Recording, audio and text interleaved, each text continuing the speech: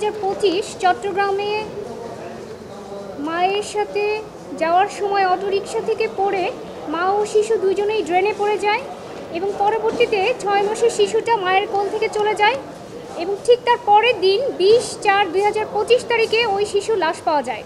শিশু শেহরিশের মৃত্যুর ঘটনাটায় Chittagong city corporation এবং অন্যান্য যে কর্তৃপক্ষ তাদের বিভিন্ন ধরনের ড্রেন, নালা, নর্দমা, বিল এগুলোতে যে কোনো সুরক্ষা ব্যবস্থা নাই সারা দেশে, সেই বিষয়টা আমাদের সামনে স্পষ্টভাবে প্রতীয়মান হয়। আপনারা দেখবেন কিছুদিন পরপরই নালা, ডোবা, ড্রেন এগুলোতে পড়ে পড়ে মানুষ মারা যাচ্ছে, অথচ এগুলির বিষয়ে স্পষ্ট বলা হয়েছে যে এখানকার যে কনসার্ন অথরিটি তারা এই বিষয়গুলোতে বিভিন্ন ধরনের বেড়া অথবা নিরাপত্তার জন্য বিভিন্ন ব্যবস্থা করার দায়িত্ব তাদের উপর রয়েছে। তারা পাবলিক অথরিটি হওয়া সত্ত্বেও এই অব্যবস্থা করার কারণে একের পর এক বিভিন্ন সময়ে মানুষ মারা যাচ্ছে। এই ছোট্ট শিশু শেহরিশের ঘটনাটা এই প্রথম না, এর আগেও 2021 সালে নগরীর মুরাদনগরে পা পিছলে মারা যান ব্যবসায়ী সালে আহমেদ, তার ডেড বডিটাও পাওয়া যায় না। পরবর্তীতে 27 সেপ্টেম্বর নালায় পড়ে অস্বাভাবিকভাবে মৃত্যু হয় ছাত্রী শেহরিন মাহমুদ সাদিয়ার। এই বিষয় নিয়ে উচ্চ পর্যায়ে তদন্ত কমিটি গঠন করা হয় এবং সেই সময়ে এই মৃত্যুর জন্য সিটি কর্পোরেশন এবং সিএডির উন্মুক্ত খাল, নালায় নিরাপত্তা বেষ্টনীর সুপারিশ করা হয়, কিন্তু সেই সকল সুপারিশ আজ পর্যন্ত আলোর মুখ দেখেনি।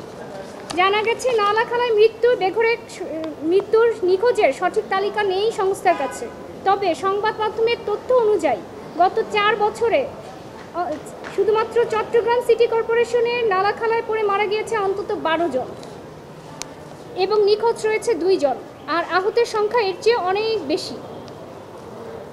এইখানে 12 জন মারা গেছে, নিখোঁজ হয়েছে 2 জন এবং আহতের সংখ্যা অনেক। নগরীর অধিকাংশ খাল, ড্রেন এই সব বিষয়ে নিরাপত্তা বেষ্টনী না থাকার কারণে খাল ও নালাগুলি মৃত্যু ফাঁদে পরিণত হয়েছে, যে কারণে এই মৃত্যু ফাঁদে পড়ে প্রাণ হারাচ্ছেন অনেকেই। 2022 সালে 1 জন, 23 সালে 3 জন, 24 সালে নিখোঁজ এবং মারা যায় 4 জন। পথ চলতে গিয়ে নালায় পড়ে বেঘরে প্রাণ হারানোর মতো এরকম অমানবিক মৃত্যু খোদ চট্টগ্রামে ঘটছে, তা নিয়ে সংশ্লিষ্ট কর্তৃপক্ষের কোনো মাথা ব্যথা নেই বলে পত্রিকায় প্রকাশিত হয়েছে।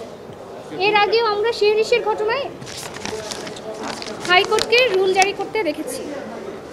এই বিষয় নিয়ে রিট পিটিশন ফাইল করলে মাননীয় বিচারপতি ফাতিমা নজিব এবং মাননীয় বিচারপতি হামিদুর রহমানের সমন্বয়ে গঠিত দ্বৈত বেঞ্চ রুল ইস্যু করেন। রুলে জানতে চাওয়া হয়েছে যে এই যে আনকভার্ড ড্রেনগুলো পাবলিক সেফটির জন্য, নিরাপত্তার জন্য কোনো অ্যাপ্রোপ্রিয়েট স্টেপ না নেওয়াতে বিবাদীদের এই কার্যক্রমকে কেন, নিষ্ক্রিয়তাকে কেন অবৈধ ঘোষণা করা হবে না এবং কেন তাদের প্রতি নির্দেশনা দেওয়া হবে না যে সকল প্রকার ওপেন ড্রেন, নালা, খালা এগুলোকে কভার করার জন্য, এবং সেই বিষয় নিয়ে হাইকোর্টে একটা স্টিপুলেটেড পিরিয়ডের মধ্যে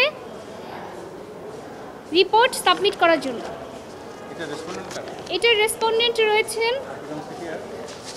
এলজিআরটি মন্ত্রণালয়, চট্টগ্রাম সিটি কর্পোরেশনের মেয়র, ম্যানেজিং ডিরেক্টর চট্টগ্রাম ওয়াসা, chairman Chittagong CDA, chairman local government engineering, deputy DC Chittagong এবং চিফ এক্সিকিউটিভ অফিসার চট্টগ্রাম।